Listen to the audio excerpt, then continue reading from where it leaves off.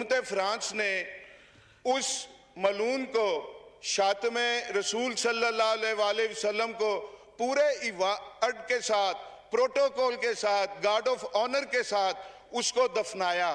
उसको फ्रांस का आला तरीन सिविल अवार्ड दिया गया और पूरा हफ्ता, बल्कि अब तक सरकारी बिल्डिंग्स पर वो खाके वो लटक, सरकारी तौर पर गुस्ताखी की जा रही है, नामूस रिसालत सल्लल्लाहु अलैहि वसल्लम पे हमले हो रहे हैं। मेरी आपसे ये गुजारिश है, मैं हल की तरफ आता हूं। मेरी आपसे ये गुजारिश है, फ्रांस से सफारती ताल्लुकात खत्म किए जाएं। अच्छा, सफीर को मुल्क बदर किया जाए।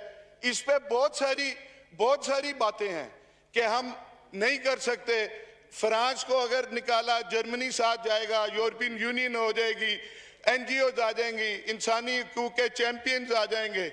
लेकिन मैं सैयद इमरान अहमद शाह, वल्द सैयद अली अहमद शाह, इस आयात रब्बानी में मैं ये आपसे वादा करता हूं कि फ्रांस का 17-18 अरब कर्जा होगा, वो आप और हम पाकिस्तानी गुलामान मुस्तफ़ा और पाकिस्तान से जो बाहर रहते हैं गुलामान मुस्तफ़ा, वो इंशाल्लाह अपनी जायदादें बेच के वो इसका कर्जा उतारेंगे। मुझे इसके बाद पूरे टेन्योर में टाइम ना दीजिएगा, पूरे टेन्योर में मुझे टाइम ना दीजिएगा।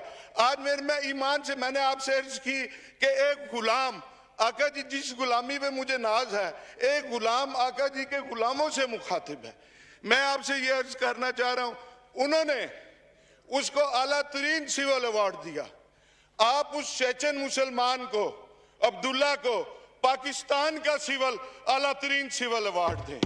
आप उसके जवाब में आप गाजी फैसल को सरदारती ऑर्डिनेंस के जरिए फौरी तौर पे उसको रहा करें। कुछ तो करें। कितने महीने हो गए आपने एक दिन में एक सियासी पार्टी को आपने बैन कर दिया, लेकिन इस पे आप कुछ नहीं कर सके।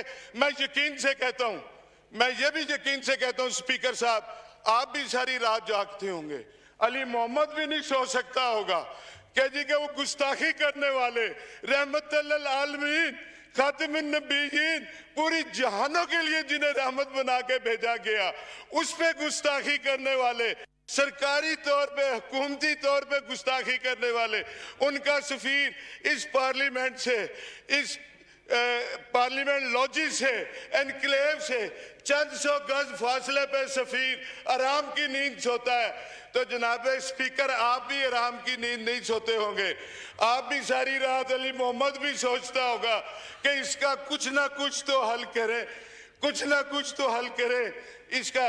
लेकिन अगर मैं कहता हूं, मैं उन तमाम लोगों से कहता हूं, टॉप से टॉप तक, जो तहफ़्फ़ुज़ नमूस रिसालत के लिए कुछ कर सकते हैं और कर नहीं रहे, उनके लिए एक मैं शेर पढ़ूंगा, और वो आपके लिए नहीं है, आप आज के रसूल हैं, बाकी हम सब के लिए है कि कुर्सी है तुम्हारा, ये जनाजा तो नहीं है। कुर्सी है तुम्हारा, ये जनाजा तो नहीं है। कुछ कर नहीं सकते तो उतर क्यों नहीं जाते। हम तहफ़्फ़ुज़ नमूस रिसालत के लिए अगर कुछ नहीं कर सकते तो हमें अपने ओहदों पे रहने का हमें कोई हक नहीं। मैं एक बात जी अवाम के लिए, एक जी मैं हल बताना चाह रहा हूं। मैं जी, एक तो इंटीरियर मिनिस्टर साहब आए और इसकी मुश्तरका पार्लिमानी कमेटी बने कि जो ये वाक़यात हुए, ये टीएलपी बनी कहाँ से, इस्तेमाल कहाँ से हुई, कैसे हुआ, ये सारा होना चाहिए। दूसरा, मैं एक आपके नाते, आपके तवस्सुत से आलमे इस्लाम को, मैं आलमे इस्लाम को कहना चाहता हूँ और 22 करोड़ मैं मुसलमानों को, गुलामान मुस्तफ़ा को कहना चाहता हूँ। मेरे से बात नहीं हो पा रही जनाब स्पीकर। मैं बात समझ गया जो आप कहना चाहते हैं। नहीं, आप सुन ले मैं मेरी ये बात कि गुस्ताखी स्कैंडिनेविया में होती है, गुस्ताखी फ्रांस में होती है, गुस्ताखी अमेरिका में होती है। हम इधर एहतजाज करते हैं, अपनी अमलाक का नुकसान करते हैं, हम अपने बंदे मारते हैं, ہم اپنے وہ چنگچی رکشہ کل پرسوں کسی کا جلا، اس غریب کا کیا قصور تھا؟ ہمیں پرتشدد احتجاج نہیں کرنا، ہمیں پرامن احتجاج کرنا ہے. اور کرنا کیا ہے یہ میں عوام کو بتا رہا ہوں، مسلم امہ کے آگے ہاتھ باندھ کے یہ اپیل کر رہا ہوں. گستاخی ادھر ہو، ادھر یہ کیا کریں کہ اپنے بچوں میں سے یا اپنے بہن بھائیوں میں سے ایک بچے کا عہد کر لیں کہ اس کو قرآن کی تعلیم دیں گے، اس کو حافظ قرآن بنائیں گے، اس کو دین محمدی کی تعلیم دیں گے، عالم دین بنائیں گے. اور اپنی اس بات کی میری صرف 3 minute, just 3 minute total time ہے جی، ابھی ٹائم ختم ہو جائے گا. میری بات پلیز جی، پلیز سن لیں. میں اپنی اس بات کی کرنے کے لیے ایک بغداد شریف کا ایک میں حقائق میں سنا دیتا ہوں اپنی اس بات کی تحقیق کہ ہم عالم دین بنا کے کس طرح گستاخیاں روک سکتے ہیں. ہم ایسے روک سکتے ہیں کہ بغداد شریف تھا، میرے غوث الورا کا شہر تھا، ادھر سخت سردی تھی، طوفانی بارشیں تھیں.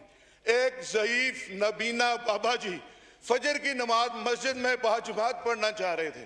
ان اپنے پوتوں والے تھے، بچوں والے تھے، نہیں کوئی نہیں. بچے کہنے لگے بابا جی نماز فجر گھر پڑھ لیں، مسجد میں نہیں جانا. وہ ضعیف نابینا بابا جی اپنی سٹک پکڑ کے گھر سے نکلے، گلیوں میں پانی تھا، مسجد پہنچے، گرتے پھٹتے ٹھڈے کھاتے ہوئے وہ مسجد پہنچے اور زخمی ہوئے لہو لہان ہوئے بروزز پڑے ہوئے، اور نماز پڑھی باجماعت. کوئی نمازی انہیں گھر چھوڑ گیا. اگلے دن پھر ایسے ہی طوفانی بارشیں، سخت سردی. وہ بابا جی نے سٹک اٹھائی، بچہ کوئی مسجد چھوڑنے کو تیار نہیں. بابا جی گھر سے نکلے تو ایک شخص نے اس کا بازو پکڑ لیا. اس بابا جی نبینا کو بہت احتیاط سے، بہت حفاظت سے مسجد تک لے گیا، کہیں کچھ تکلیف نہیں ہونے دی، آرام سے لے گیا. جب وہ مسجد چھوڑا تو بابا جی نے پوچھا ہے خدا کے بندے اپنا تعارف تو کرا دے، اپنا نام تو بتا دے. اس نے کہا میرا نام ہے ابلیس. اس نے کہا ہے؟ بابا جی کی وہ خوشی پریشانی میں بدل گئی. اس نے کہا یہ ابلیس نے، شیطان نے کب سے کام شروع کر دیا نمازیوں کو مسجد پہنچانا. اس نے کہا کل جب تم آئے تھے نا گرتے پڑتے لہو لہان ہو کے، اللہ کو تمہاری ادا پسند آئی اور اللہ نے ایک نماز فجر کے صدقے تمہاری ساری زندگی کی نمازوں کا ثواب تمہیں دے دیا، قبول کر لی. اور میں یہ کہہ رہا تھی کہ اب ہم جب اپنے یہ کریں گے، نمبر میں آپ کی بات ایک منٹ، صرف ایک منٹ، میں پھر وہ 3 صرف ایک minute, just 1 minute وائنڈ up please. کہ ہم یہ اپنا اگر یہ کریں گے، اگر ہم بچوں کو پڑھائیں گے، قرآن کی تعلیم دیں گے، ہم حافظ قرآن بنائیں گے، عالم دین بنائیں گے، تو امریکہ اور یہ فرانس یہ کہیں گے گستاخیوں کو خود روکیں گے. گستاخی نہ کرنا. اب کے 10 لاکھ کی بجائے 20 لاکھ بچے حافظ بن گئے ہیں. یہ تو دین محمدی کے قریب ہوتے جا رہے ہیں. اور ایک آخر میں آپ سب ہم ایمان والے ہیں، عاشق رسول ہیں، ایک میری بات کا جواب دے کے اپنا اس کا وہ اپنی غلامی کا مطلب جو ہم کرتے ہیں وہ پورا کر دیں کہ دنیا کو میسج آئے کہ یہ پارلیمنٹ نبی پاک کے غلاموں کی ہے.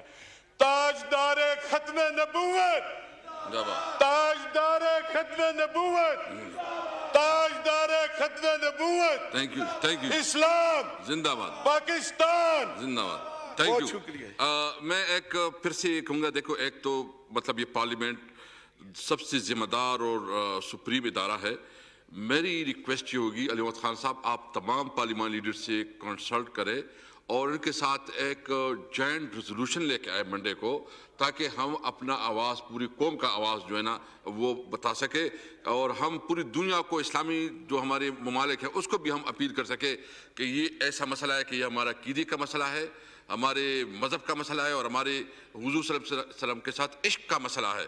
تو اس پہ آپ آئیں اور ہم جو ہے نا پورے اسلامی دنیا ہمارے ساتھ کھڑی ہو. تو جی اب ادھر تینوں کا دو، پھر آغا حسن بلوچ صاحب، اس کے بعد آپ، پھر اس کے بعد بس دو آغا حسن بلوچ صاحب پلیز 2 منٹ میں دیتے. جناب اسپیکر وہ صاحب، نہیں ہے، وہ بی این پی کا ہے. پلیز جناب اسپیکر صاحب شکریہ کہ آپ نے مجھے ٹائم دیا. جناب اسپیکر صاحب میں بلوچستان کے ان علاقوں کے بارے میں بات کروں گا جو بارڈرز کے علاقے رکھتے ہیں وہاں پہ بارڈرز بند ہے، تجارتی سرگرمیاں بند ہے، رمضان شریف کا مہینہ ہے.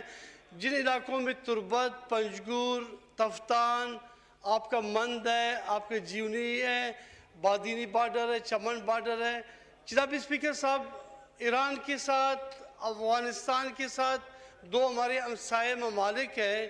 ان کے ساتھ ایک تو ہے کہ ایران کے اس علاقے میں سیستان بلوچستان ہے، وہاں پہ بھی بلوچ آباد ہے، بلوچستان میں بھی بلوچ آباد ہے، افغانستان کے بادینی میں پشتون آباد ہے، اس سائڈ بھی پشتون آباد ہے.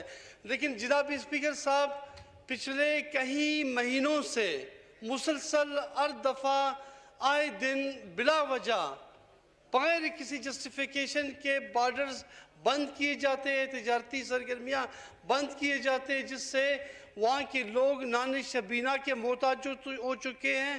کیونکہ بارڈر میں جب تجارتی سرگرمیاں نہ ہو، دو ممالک کے ساتھ یقین کرے وہاں پہ نہ صنعتیں بلوچستان میں، نہ زراعت ہے بلوچستان میں، نہ فیکٹریز ہیں، نہ کارخانیز ہیں، اور نہ ہی کوئی ایسا کوئی بزنس کے حوالے سے ہے. آپ کا ایشو بالکل ویلڈ ہے. آپ ایک کام کریں، آپ مجھے ریٹن میں دے دیں اور اس کو میں ریفر کرتا ہوں کمیٹی کنسرن کو، تاکہ اس کا پورا جائزہ لے، اس کا وہ کر لے. جی چتھالی صاحب پلیز.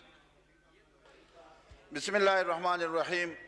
انتہائی قابل احترام جناب اسپیکر، یہاں جو بحث ہو رہی ہے آقائے نامدار حضرت محمد مصطفیٰ صلی اللہ علیہ وسلم کے سلسلے میں، ان کی حرمت کے سلسلے میں، حقیقت یہ ہے کہ جناب اسپیکر، آقائے نامدار حضرت محمد مصطفیٰ صلی اللہ علیہ وسلم کا ہمارا جو رشتہ ہے وہ عقیدے کا ہے. لا الہ الا اللہ یہ کلمہ اس وقت تک پورا نہیں ہوتا جب تک محمد الرسول اللہ صلی اللہ علیہ وسلم یہ دوسرا جز جو ہے اس کے ساتھ نہیں لگتا.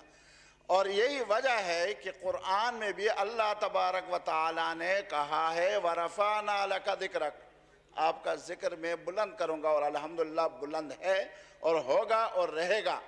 جناب اسپیکر، یہاں ایک پارٹی پر، میں اس کا دفاع نہیں کر رہا، ایک پارٹی پر پابندی لگا دی گئی، اور صرف اسی وجہ سے لگا دی گئی کہ تقریباً کوئی 360 بندے جو ہیں وہ زخمی ہو گئے اور 2 بندے جو ہیں اس میں شہید ہو گئے.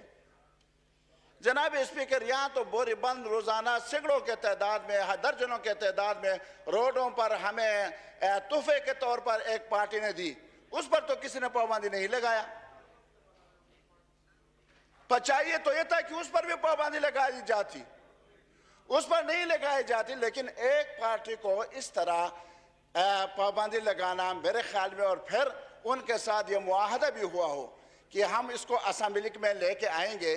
اب اسمبلی میں ان لوگوں کا بھی ایک رد عمل ہے کہ 5-6 دن رہ گئے، چلو ابھی تک اسمبلی میں نہیں لائے، شاید نہیں لائیں گے. تو اس پر ایک غلط فہمی کی بنیاد پر اگر آپ لوگ پہلے سے اس کو اسمبلی میں لے آتے تو ان کو سمجھانا ہمارا بھی ایک کام بنتا، ہم بھی ان کو سمجھاتے، پورے اسمبلی میں بات ہو جاتی اور ان کو بھی یقین ہو جاتا کہ یہ لوگ بھی ایک سنجیدہ انداز میں رسول اللہ صلی اللہ علیہ وسلم کے خلاف جہاں بھی کہیں ان کی شان میں گستاخی ہو رہی ہے اس میں سنجیدہ ہیں، تو وہ لوگ بھی شاید اس نوبت تک بات نہ پہنچتی. جناب اسپیکر، اس سلسلے میں جو ریزولوشن آپ لا رہے ہیں، انشاءاللہ یہ ریزولوشن ہم سب کی دل کی آواز ہے، ہمارے عقیدے کی بنیاد ہے یہ، اور اس پر انشاءاللہ پیر کو ہم لائیں گے. لیکن اس میں جناب اسپیکر آخر میں ایک بات اپنے حلقے کی طرف سے میں کرتا ہوں، وہ یہ کہ ایک تحریک التوا میں نے جمع کی ہے، سامان تقریباً تملگرہ میں پہنچ گئے ہیں یہ وابڈا کے، اور یہ جو تحریک التوا ہے اس کو آپ کمیٹی کے حوالے کر دیں. بس یہی تھا.